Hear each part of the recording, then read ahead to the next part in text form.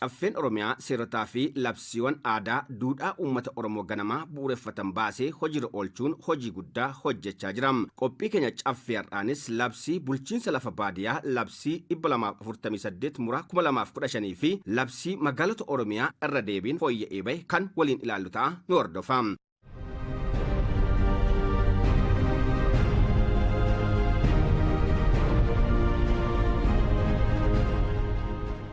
Labsiin lafa baadiyyaas ta'e labsiin magaalota Oromiyaa fooyya'ee irra deebiidhaan tumame saamicha lafaa hambisuun qonnaan bulaa fayyadamuu gochuu fi lafa alootatti dabarsuu keessatti gahee guddaa qabaa jedhu jiraattonnii fi hojjettoonni dubbifne. Lafti duraan gatii qonnaan bulaadhaaf hin malleen lafti irraa fudhatame maqaa investimantiitiin ijaarame irratti illee hojjetamu duratti illee hojjetamee hojii dhabaan keessatti galee gaarii ture. Namoonni lafa isaanii gatii isaanii malleen gallakkisanii lafa isaaniitti irraa buqqaatoo turan jechuudha. Labsiin amma baatoo jiru garuu investimentiin tokko qonnaan bulaa wajjiniin hariiroo uumee isumaa waliin waan isaa malu sana argatee waan isaa malu saniin hojiin uumamee fi hojii uummatee ittiin hojjetatee lafti sunis hojii oduun hiikin namichi sunis sadarkaa inni hin beelofne sadarkaa inni maatii isaa wajjiniin hin rakkanneen waardiyaa galeetoo karra hunbaa akkan eegnetti kana godheetoo dambiin fi seerri bocameetoo gadi dhufaatoo jiru sadarkaa caffeetiin ani baay'ee kan jajjabeeffamuu qabuu fi kan gaarii ta'uu isaati kana hubachaatoo jiru jechuudha. Labsiin lafa baadiyyaa gubbaa irrattis bahe keessaa sabni Oromoo isa guddaa tanaan dura lafa ofiitirraa buqqee lafa ofiitirratti aangoo kan hin qabne saba annoo biraatiin kan qabameetoo irraa waan xiqqaadhaan lafa ofii gallakkisee raawwatee deebi'ee raawwatee ta'u waan san jalatti saba bulaa ture. Labsiin kun immoo saba Oromooti ammas waan guddaa qabeenya isaatirraa oduun buqqa'iin qabeenya ofiitirratti aangoo mataa ofii qabaatee qe'ee ofii taa'ee raawwatee lafa ofiitirratti labsiin kun bahuun ani baay'ee saba Oromooti keechaa'uu saba Oromooti baay'ee labsii caffeen Oromiyaa baase kun labsii guddaadha jedhee tan fudhadhaan. Labsiin kun labsii duudhaa isaa ilma Oromooti. Mootummaan naannoo Oromiyaa irra dhaabbatee laalee Oromoodha.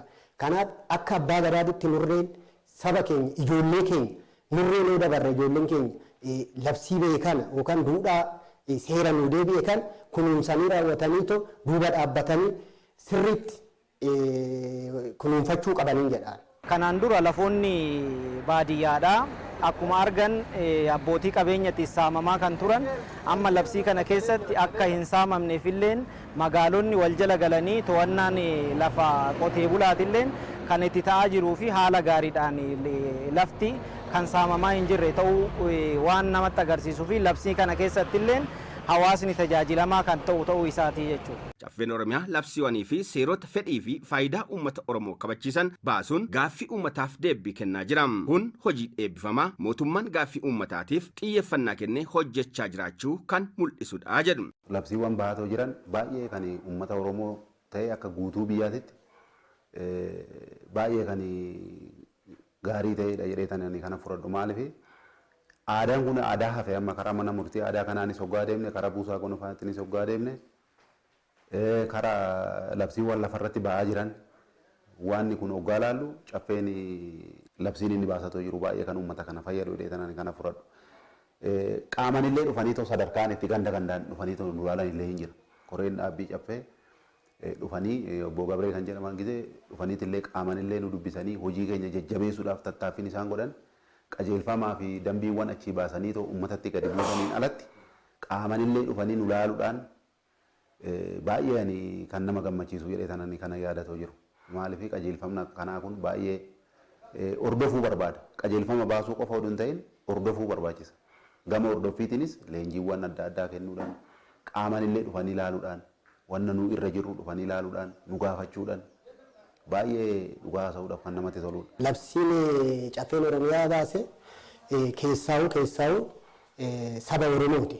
Keessaa'u saba Oromooti wanta guddaadha. Wanna kaleecha itti hacuucamee afaan ofiitiin dubbachuu aadaa ofii gatee aadaa ofii kabajachuu kan hin dandeenye aadaa isaa gatee aadaa isaa akkan kabajan qabeenya ofiitirratti akka aangoon qabne ta'ee waan irratti ture san labsiin caffeen Oromiyaa baase keessaa saba Oromooti wanta guddaadhaan jedha. Kana baasuu isaati yaa galatuumin jedha. Gadaan tuni haftee gadaa duruu Oromoon duudhaa qabaa waggaa 8 wal harkaa fuudha. Ammas gaa'annoo kana nu deebisuun isaa mootummaan haa galatuumin jedha ammallee aadaa ganamaatitti deebine seera ganamaatitti. Malkaatti deebine, ulfaa keenyatti deebine, tulluu keenyatti deebine. Hojiin caffee Oromiyaa kan kanaan duraatirra daraanii baay'ee kan cimee fi kan jaalala hawaasa keessatti uume kan kabaja guddaa kennuufii qabnudha jechuudha. Kana caalas kanaan dura wanni hojjetame hin jiru. Amma garuu moor wanni nama gammachiisuu fi wanni daran duudhaa fi aadaa Oromoo deebisuu irratti hojiiwwan gurguddoo biyyaa fi naannoo keenya keessatti hojjechuu keessatti wanni hojjetamaa jiru waan baay'ee nama boonsuu fi waan baay'ee nama gammachiisu hojii eebbifamaatu hojjetamaa jira kan jedhuun qabaachuu. Labsii lafa baadiyyaa labsiin 248 muraa 2015 fooyya'ee bahe labsii hayyoota hedduu hirmaachisee fi labsii uummanni Oromoo lafa waliin walitti hidhiinsa qabu gadi fageenyaan kan xiinxalee fi labsii kallattii hundaan bu'a qabeessa ta'e akka ta'es ogeeyyiin kunniin himaniitu jiru. Bulchiinsi lafaa haalli itti fayyadamasaa haalli kenniinsa mirgoota abbaa qabiyyummaa isaa aadaaf duudhaa uummatichaa kan bu'uureffate miti. Fakkeenyaaf nama dhaaluu qabu gaafa kaa'u namoota hirkattummaadhaan abbaa qabiyyee wajjin jiraatanidha. Hirkattummaa jechuun immoo galii laficharraa galuun ittiin jiraachaa kan jiran galii biraa kan hin qabnee jedha. Kana jechuun namni tokko abbaa qabiyyee wajjin jiraachaa ilmi isaa immoo hojjetaa mootummaa yoo ta'e yookaan immoo daldalaa wayii yoo ta'e namni biraan dhufee lafa qonnaan bulaa Oromiyaa dhaalaa hojjetaan mootummaa waan ta'eef daldalaa waan ta'eef immoo mirga dhaalmaa sana dhabaa jechuudha. Kun amma aadaaf duudhaa Oromoo wajjin hin deemu jechuudha. Oromoon yoo alagaa ofitti fudhatee kan isaa godhachuu barbaade sirna guddifachaa qaba. Alagaadhuma jechuudha. Kan ofiin dhalchine sirna guddifachaatiin fuudhee ofitti fuudhee guddisee kan isaa godhataa kanaa booda walqixa jechuudha. Ijoollee dhalata wajjin walqixa. Kanaan alatti itti hirkatee jiraate itti maaloo galii kan hin qabne maal kan jedhu kuni hin jiru aadaaf duudhaa uummata Oromoo keessa. Wantoota hin taane harkisanii galchuun qonnaan bulaan keenya mirga lafa qabiyyee lafa isaarraa qabu heeraan kennameefi sana limit kan taasisu ta'uu waan hin qabneef ilaalamee jira jechuudha. Kennaan illee eenyuuf kennamuu akka qabu adda baheen ta'e. Iddootti taa'etti namoota galii laficharraa argatan hirkatanii jiraatan jedha. Lafa baadiyyaa wajjin wal qabatee seeronni ba'an qorannoo irratti hundaa'anii haala bitoomina qabuutiin kan ba'an otoo hin taane hanqina qaban waan ta'eef biiroo lafaa Oromiyaa, Instituutii Qo'annoof Qorannoo Seeraa Oromiyaa, Mana Murtii Waliigalaa Oromiyaa fi Yuunivarsiitii Odaa Bultuun waliin teenyee qorannoo bal'aa sirna bulchiinsaa fi itti fayyadama lafa baadiyyaa xiinxala heeraa seeraa fi haala qabatama naannoo Oromiyaa kan jedhu mata duree bal'aa bara 2014 keessatti gaggeeffame. Bu'aa qorannoo keenyaa sunis qaamolee dhimmi ilaallatuun erga dhiyaatee booda hanqinni qorannoo kanaan adda ba'an mirga argannaa wajjin wal qabatee hanqina guddaatu ture jechaadha. Inni lammaffaan itti fayyadama lafaa wajjin wal qabatee qonnaan bulaan horsiisee bulaan gamis horsiisee bulaan mirga itti fayyadama bal'aa qaba.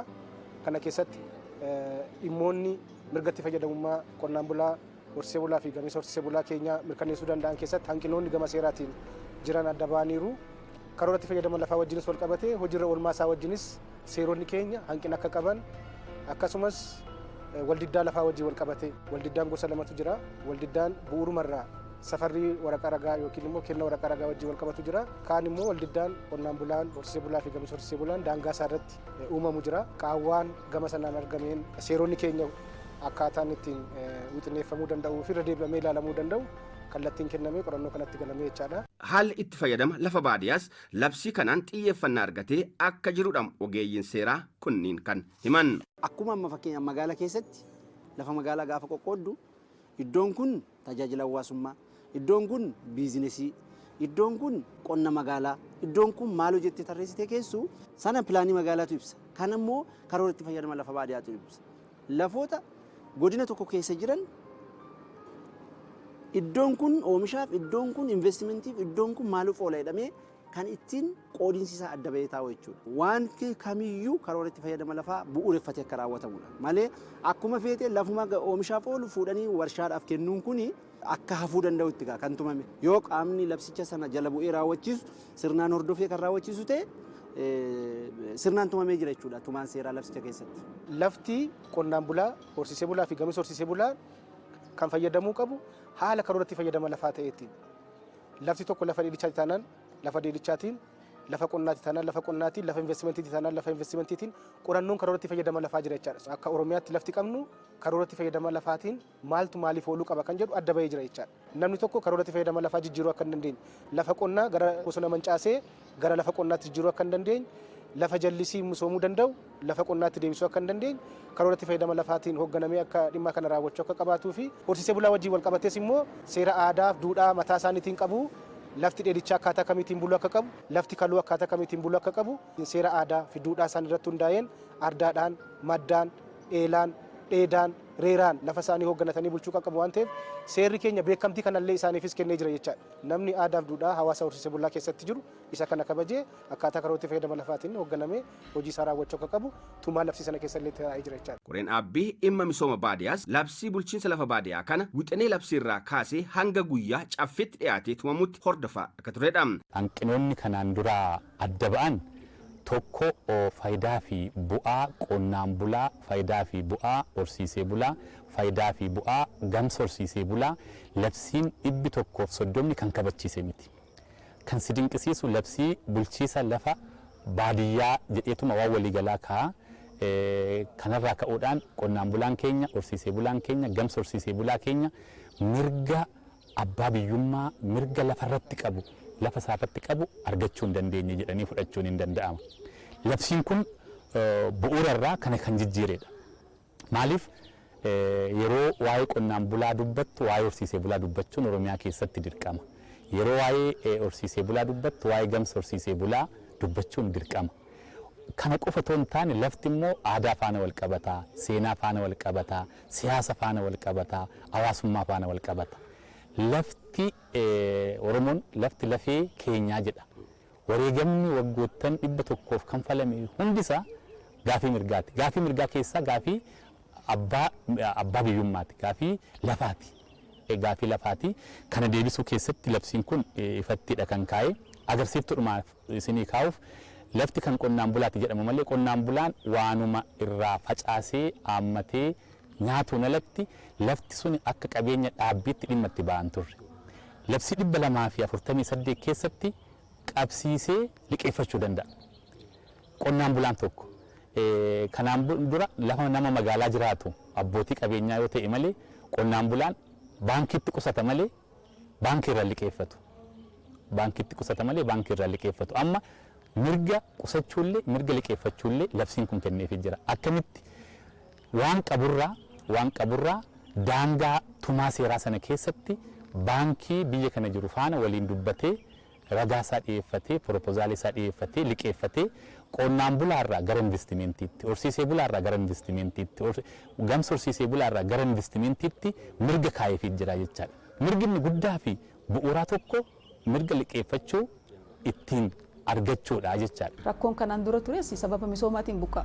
Misooma yoo ta'e akkamitti qotee bulaa sanirraa fudhatama parsantaa maaliif keessaa qaba of keessatti qaba seerri kun akka kaleessaa sana ka'een deemu waliigaltee qaba. Waliigaltee sanaani lafa sanarraa innis fayyadamaadha. Kanneen akka kaleessaatti beenyaa xiqqaadhaan yookaan immoo beenyaanis yoo kafalame wanni achi qotee bulaa harka keessaa baafatee bahu hin jiru. Akkaataa ittiin lafa sanirraa innis fayyadamu. Investimentii yoo ta'e investimentii sanirraa innis qooda qaba. Akkaataa saniin kan hojjetame waan ta'eef rakkoo naannoo kanatti jirtu qorannoodhaan deeggaramee rakkoon sun hundirraa akka furamuuf seera bee waan ta'eef akka kaleessaa uummanni keenya boo osoo hin taane lafti uummatichaa dhalootatti akka itti dabartu akkaataa lafti sun itti turuu dandeessu haala kan mijeessu jechuudha.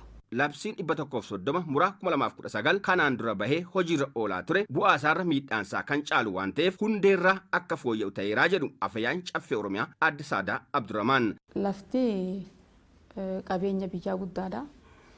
Qabeenya waliiniiti. Qabeenya waliinii uummata keenyaa kan dhalootaa dhalootatti dabaraa dhufe kan tajaajila garaagaraatiif itti fayyadamuu fi jireenya uummaticha keenyaa immoo bu'uurri isaallee lafa jechuudha. Lafa irratti kan hundaa'edha. Isaaf ammoo rakkoon ture sirna ture keessattis dabre keessattis rakkoo garaagaraati ture. Uummanni qabeenya isaarraa lafa isaarraa buqqa'uun beenyaa malee akkasuma immoo qotatee illee irraa fayyadamuudhaaf oomishee illee irraa fayyadamuudhaaf of jijjiiraa kan hin turre rakkoon baay'een kan turedha. Akkaataan ittiin buqqa'u misoomaaf illee yoo ka'e akkaataan ittiin buqqifamaa ture baay'ee rakkoo hammaataa akka qabudha. Kanaaf rakkoon naannoo kanatti jirtu Uummanni keenya qabeenya qaburra lafa isaarraa hirkattummaa diinagdee keessa kan galee fi rakkoo baay'eedha kan naannoo kanatti ture. Isa ilaaluudhaan komii uummanni kaasu rakkoo uummatichaa qabatamaadhaan ilaaluudhaan qorannoon gadi fageenyaan irratti gaggeeffame. Qorannoon kun erga gaggeeffame maal ta'uu qaba? Seera lafaa beesantu rakkoo qabamoo rakkoon jirtu maali kajuusanii seera sakatta'uudhaan labsiin lafa baadiyyaa kanaan dura ture sana akka jijjiiramu ta'e jechuudha. Labsiin sun jijjiiramee haala qabatamaa biyyi keenya amma irra gaheen. Uummanni keenya immoo jijjiirama kana keessatti maal fayyadamuu qaba? Maal kaleessa maal rakkate har'a maal deebisuufii qabna kajuu sana laaluudhaan yeroon irratti fudhatamee labsii yeroo bal'aan itti kennamee xiyyeeffannoo guddaadhaan hoggansi garaagaraa hayyoonni garaagaraa irratti hirmaachuudhaan taa'amee sirritti qorannoodhaan deeggaramee rakkoo bu'uuraa kaleessa uummanni keenya lafaa wal qabatee kaasana furuudhaaf kan labsii bahee jechuudha. Labsiin kunis labsii 248 muraa 2015 labsii lafaa baadiyyaa mootummaa naannoo Oromiyaa jedhameeti kan beekamudha. Labsii kana keessatti rakkoon uummatichaa kaleessaa sana kan deebi'u jechuudha. Qajeeltoo bu'uuraa qaba. Qajeeltoo bu'uuraa sana hordofame qabatamaadhaan hojiitti hiikamuusaa hordofaa deemuudha.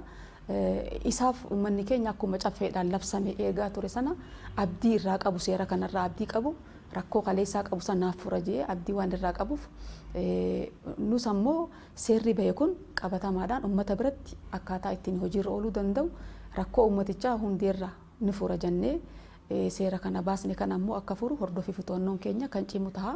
Labsiin lafa baadiyyaa labsiin 248 muraa 2005 fooyya'ee bahe kun akka kanaan dura qonnaan bulaa beenyaa xiqqaan kan buqqisu otoo hin taane akkaataa lafti alootatti darbuu danda'uun kan tumamedha jedhu.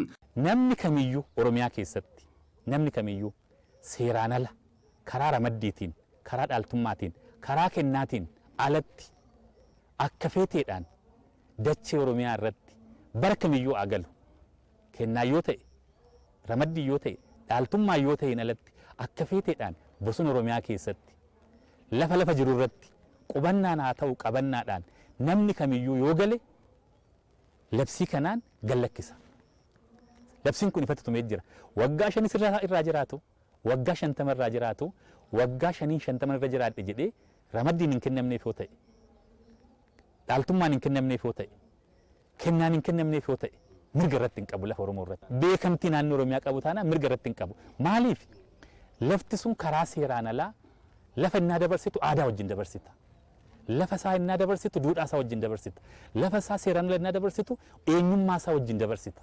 Eenyummaa isaatu bada. Kanaaf eenyummaan isaa akka eegamu, maalummaan isaa akka eegamu, duudhaan isaa akka eegamu, seenaan isaa akka eegamu lafti karaa seeraaf seeraa buluu qabaa jedhamee seera kana keessatti tumamee jira. Seera baasuun hojii ijoo tokko ta'us haala hojiirra oolmaa isaa irratti xiyyeeffannaan akka hojjetamudha adda saadaan kan himan. Qajeelfamni dambiin isaas itti bahaatee jira. Seerri baasuu qofti osoo hin taane sirna seerri san ittiin lafa qabatu haala mijeessuun ammoo baay'ee barbaachisaa. Kanaafis hordofii fi to'annoo keenya gaggeessaa kan jirru waan ta'eef labsiin kun labsii rakkoo uummatichaa kan kaleessaa sana rakkoo lafaa wajjin wal qabatu lafti diinagdeedha, lafti siyaasaa, lafti hawaasummaadha. Kanneen akkaataa ittiin furuu danda'u lafti uummatichaa immoo dhalootaa dhalootatti akkaataa itti dabruu danda'u seeraan tumamee lafa taa'ee jira jechuudha. Kanaan uummanni keenya seera kanallee beekee akkaataa itti tajaajilamu, akkaataa itti gargaaramu hubannoo seeraallee akka argatu seerichi maxxanfamaa jira. Magaalota Oromiyaa irra maxxanfamee yeroo baasne yeroo muraasa booda ni ba'a waan ta'eef hanga gadiitti bu'ee uummata biraa akka dhaqqabu hordofii fi to'annoo keenya kan cimsu nu ta'a jechuudha. Labsiin magaalota Oromiyaa irra deebiin murteessuuf ba'es fedhii fi faayidaa uummata Oromoo kabachiisuu keessatti gahee dachaa akka qabudha. Magaalaan babal'ata. Magaalli innaa babal'atu gara baadiyyaatti bal'achuun isaan oolu. Kanaan dura maastar pilaaniin tokko yoo hojjetame jiddugalaan sammuu namaa keessatti kan uumamaa ture qabatamaanis raawwatamaa kan ture qonnaan bulaa sana naannoo sanaa buqqisuudha. Amma labsii 248 muraa 2015 keessatti seerri kun ifatti kaa'ee jira. Daangaa misooma daangaa magaalaa jalas yoo gale maastar pilaanii magaalaa jalas yoo gale hanga walharkaa fuudhiisni guutuun gaggeeffamutti akkuma gaafa baadiyyaatti qotuutti qotaa jireenyuma horii isaatti hin tifkataa lafa isaa irratti hin qotataa marga isaa hin kunuunsaa qabeenya uumamaa biqiltuura jiru hin kunuunfataa itti dhimma ba'a jechaadha namni itti bu'uu hin danda'u. Walharkaa fuudhiisni illee yoo gaggeeffame waan wal harkaa fuudhiisni gaggeeffameef jedhamee karaa mirga isaa sarbuun lafti isaa shanashanamee yookiin mana jireenyaatiif yookiin dhimma biraatiif hin oolu. Seera qabaa jechaadha. Seerri qonnaan bulaa fayyadu magaalaan kan kooti jedhee akka magaala keessatti innis gammadee jiraatu malee ormi dhufee magaala keessatti kan isaa fudhatee inni gaddaa ormi immoo gammadaa akka jiraatutti kan kanaan dura ture labsii kana keessatti kiliir ta'ee taa'ee jira jechaadha. Kanaaf walumaa gala aadaasaa, seenaasaa, duudhaasaa karaa kabachiisuu danda'uun lafti lafeesaa akka ta'e, lafti siyaasasaa akka ta'e, lafti hawaasummaasaa, diinagdeesaa akka ta'etti seerri tumee fi lafa kaayira sababa ta'ee fi mirga abbaa qabeenyummaasaa mirkanaa'eefii jira. Labsiin magaalota naannoo Oromiyaa irra deebiidhaan murteessuuf bahes kan uummanni keenya itti rakkachaa ture keessaa labsii isa tokko. Labsiin kanaan dura ture labsiin 198 bahee osoo hojiirra oolle kan itti jijjiirame. Innis ammoo rakkoo garaagaraa of keessaa kan qabu. Dhiibbaa sirna dabaree sana keessatti immoo hojiitti hiikuu caalaa uummata Oromoodhaa kan miidhus waan ta'eef sirna san keessatti qabee waan ta'eef seerri sun baay'ee hudhaa guddaa kan ta'ee fi magaalota keessatti uummata keenya aadaan uummatichaa akka calaqqisu eenyummaan Oromoodhaa akka mul'atu akka dagaagee bahu lafa isaarratti immoo uummanni naannoo magaalaadhaa jiraatu akka fayyadamu abbaa mirga akka hin taane kan dhoorku ture jechuudha. Kanaaf inninis akkuma labsiilee kaanii labsii hojiirra ture labsii immoo rakkoo hammaataa qabuu fi uummanni keenya komii guddaa irratti qabu. Isas qorannoodhaan deeggaramee akkaataa ittiin rakkoon kun furamuu danda'u. Magaalaan kan Oromoon irraa dheessitu osoo hin taane kan magaalli akkuma warra biraa magaala keessatti hojii isaa hojjechuu akka danda'u, guddachuu akka danda'u, diinagdee keessatti hirmaatee fayyadamuu akka danda'u. Qotee bulaan naannoo magaalaa jiru immoo akkaataa ittiin lafa isaarraa fayyadamu abbummaa isaa akka mirkanaa'aa deemu gochuu keessatti gahee guddaa qaba. Inni biraa immoo ijaarsa seeraan alaan illee wal qabatee naannoo keenya keessatti weerarri ijaarsa seeraan alaa baay'eedha kan jiru. Ijaarsa seeraan alaa kana xiqqeessuu keessatti illee akkaataan seerri kun ittiin lafa kaa'ee jira jechuudha. Callisanii abbaan barbaade bakka barbaaderraa dhufee qubsuma seera alaatiin Oromoo dhiibee uummata keenya buqqisaadha akkaataan ittiin deemaa ture san labsii kanaan kan deebisaa argatu jechuudha. Kanaaf labsii lafa baadiyyaatii fi labsiin magaalotaa kunis waan walitti dhufuu qaba jechuudha. Kan magaalotaa kunis akkuma labsii baadiyyaa sana qajeeltoo bu'uuraa milkeessuudhaaf bahee waan qabuuf naannoo kanattis labsiin magaalotaa kun kanaan booda rakkoolee naannoo magaalaadhaatti jiran kan furuudha jechuudha. Keessaafuu magaalonni keenya aadaa duudhaa Oromoo sana kan gadi lakkisaa turee fi eenyummaan Oromummaa san keessatti calaqqisaa hin turre. Labsiin ammaan tana kun tokko kan keessatti qabu tokko isa kana jechuudha. Kaayyoon guddaan duudhaan, aadaan, seenaan uummata Oromoodhaa akkaataa itti calaqqisu. Magaalli sun magaala Oromoo sana akkaataa ittiin fakkaachuu dandeessu, ittiin mul'achuu dandeessu kan uummanni keenya keessaa buqqa'ee boqotu osoo hin taane keessatti jiraatee akkuma warra biraa of jijjiiree guddachuutti danda'u diinagdee cimaa keessatti galuutti danda'u kan agarsiisu waan ta'eef labsiin magaalotaa kunis rakkoolee garaagaraa jiran kan furuu danda'u jechuudha. Caffeen Oromiyaa qaqqabummaa fi hojiirra oolmaa seerotaa irrattis xiyyeeffannaan hojjechaa jira. Hojiin caffee ijoon tokko hojii seera tumuuti. Seera tumuun hojii ijoo keenya ta'us hordoffii fi to'annoon akkasuma immoo dhaqqabummaa seerotaa gama caffeetiin kan gaggeeffamudha. Hordoffiin taasifamu kana keessatti hagam seera kana uummanni keenya hubatee hagam irraa fayyadamaa jira kan jiru hojiin koreen dhaabbii keenya yeroo yeroodhaan gaafa hojii isaa qabatee gadi buus hordoffii to'annoo keessatti hojii ijoo tokko godhateeti kan hordofu. Seerri kun gadi bu'uu isaa, gadi bu'ee immoo hubannoo argachuu isaa, seera sanaan wal hoogganaa jiraachuu isaa, seera sanaan tajaajilamaa jiraachuu isaa kan ittiin hordofamudha. Isa keessatti kan agarraa argineen uummanni irra baay'een seera kana kan hin beekne. Hooggansi muraasni qajeelfama malee labsiilee kana keessaafuu kan bakka ittiin kennee fi hin beekneetu jira.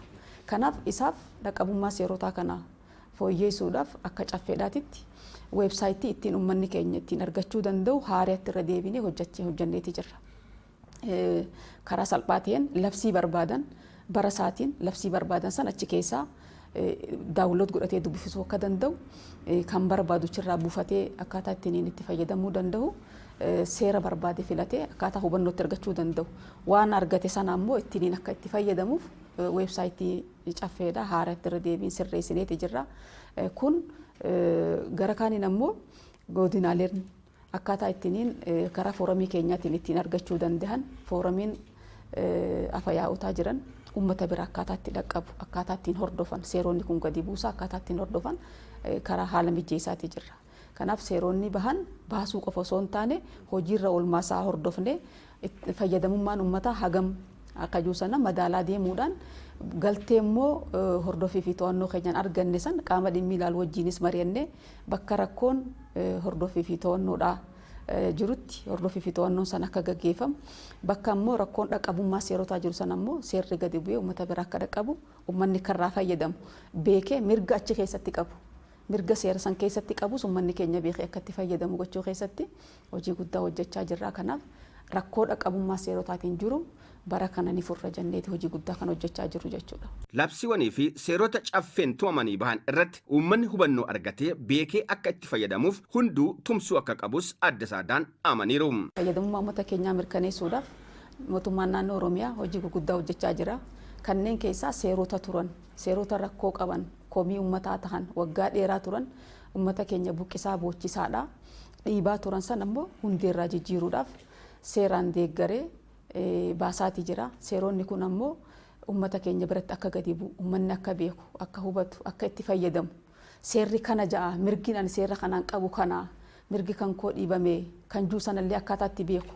Seera saniin ammoo waan fayyadames hubannoo seeraa sana qabaatee akkaataa ittiin fayyadamummaa seera saniin argatellee akkaataa itti ibsuu danda'u qaamni hunduu tumsa gochuu qaba. Biirooleen hunduu seera fakkeenyaaf yeroo baasnu magaalli fakkeenyaaf biiroon misooma magaalaaf manneeni dhimma seera magaalotaa kanaan wal qabatu labsiin irra deebinee baasne kun labsii guddaa fayyadamummaa uummataa kaleessa uummata magaalaa keessa miidhamaa ture rakkoo sana hundeerraa ni fura jennee qabanne kana qabatee uummata bira akka gahu gochuudha qaba. Hundinuu akkaataa sanii yoo qabate seeronni jiran dhaqqabummaa isaa irratti qulqullina isaa irratti fayyadamummaa uummataa ni mirkaneessa jennee baasne sana galmaan gahuu dandeenya waan ta'eef uummannis akkaataa itti seera kana argachuu danda'u hordofuu qaba. Yoo barbaade akkaataa itti argachuu qabu sana immoo karaa weebsaayitii keenyaatiinis akkaataa itti argachuu danda'an yeroo xumurre ibsa ni kenninaaf waan ta'eef waan waliigala isaa irratti karaa ittiin uummanni argachuu danda'u ni mijeessina.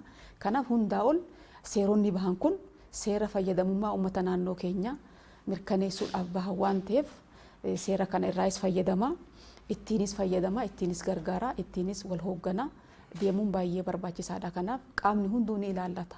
Uummata naannoo keenyaa irratti kan ba'e seerri kun waan ta'eef xiqqaa guddaa miti. Qaamni dhimmi ilaalu hundinuu fayyadamummaa uummataa irratti akkaataa seerri kun itti lafa qabatu akkaataa uummanni itti irraa fayyadamu irratti tumsa isaa taasisuudha qaba. Hundaa ol caffeen mootummaa naannoo Oromiyaadha. Bara hojii caffee jahaffaa kana keessatti rakkoo uummatichaa hundeerraa furuudhaaf qorannoodhaan deeggaree rakkoo uummatichaa gaafii uummatichaa sana dhageeffachuudhaan deebii kan itti kennaa deemu waan ta'eef seerota bahan kanas caffee wajjin ta'uudhaan akka hordofamu hojiirra akka oolu akka taasisan gama kanaan dhaamsa koo dabarsuun barbaada.